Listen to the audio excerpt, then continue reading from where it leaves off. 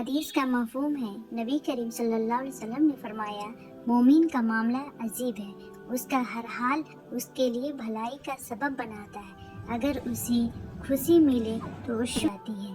یہ حدیث ہمیں سکھاتی ہے کہ مومن ہر حال میں اللہ سے جڑا رہتا ہے۔ ایمان کیا ہے؟ ایمان صرف عبادت کا نام نہیں بلکہ اللہ پر مکمل بھروسہ کرنے کا نام ہے۔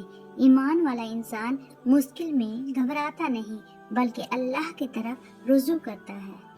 وہ جانتا ہے کہ جو کچھ بھی ہو رہا ہے وہ اللہ کے حکم سے ہو رہا ہے اور اسی میں کوئی نہ کوئی بھلائی ہے۔